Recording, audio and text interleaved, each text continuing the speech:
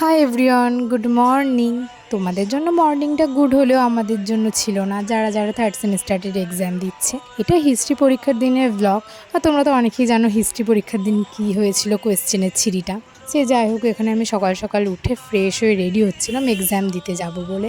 না মানে কোনো দিন সকাল সকাল উঠে পড়তে পর্যন্ত বসিনি, সেখানে আমাদের সকাল সকাল উঠে এক্সাম দিতে যেতে হচ্ছে। হ্যাঁ, আলাদাই ব্যাপার স্যাপার। তারাও মঙ্গলসূত্র দুটো পরে নিই। তোমরা অনেকে একটা করে পড়ো, আমাদের আবার দুটো পড়তে হয়, মানে আলাদাই ব্যাপার।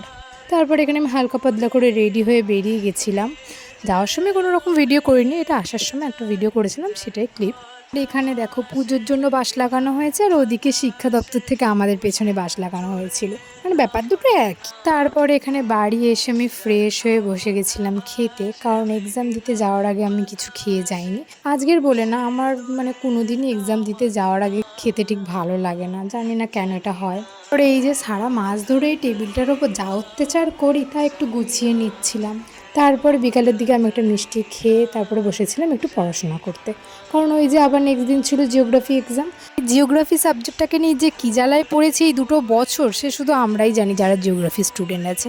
মানে তখন আবেগ কাজ করেছিল বলে জিওগ্রাফিটাকে নিয়েছিলাম, এখন বিবেক কাজ করেছে বলে আর ভালো লাগছে না নিতে, ব্যাপারটা এটাই। তারপরে একটু হালকা খাওয়া দাওয়া করে এখানে আমি দেখতে যাচ্ছিলাম যে মায়ের রান্নাবাড়া কত দূর, কারণ সেদিন ছিল আবার আমাদের রান্না পুজোর রান্নাবাড়া ছিল, তো সেখানেই দেখতে যাচ্ছিলাম। এখানে দেখি মা সবে ঠাকুরের ভোগ, পায়েস, ডাল এগুলো সবে করেছে, এখনও ভাজাভুজি যে সবজিগুলো সেগুলো এখনও বাকি আছে। পর 12টা নাগাদ আমাদের রান্নাবাড়া হয়ে যেতে আমরা বসেছিলাম একটু খাওয়া দাওয়া করতে। আমাদের কিন্তু এটা বৈষ্ণব রান্না, কোনো রকম মাছ মানে আঁশের কোনো ব্যাপার নেই। অনেকে দেখলাম মাছ টাছ থাকে। তো তোমাদের কার কি রান্না পুজো আছে এটা জানিও অবশ্যই কমেন্ট করে। তো আজকের ভিডিওটাই অবধি, দেখা হবে অন্য কোনো মিনি ব্লগে। বাই।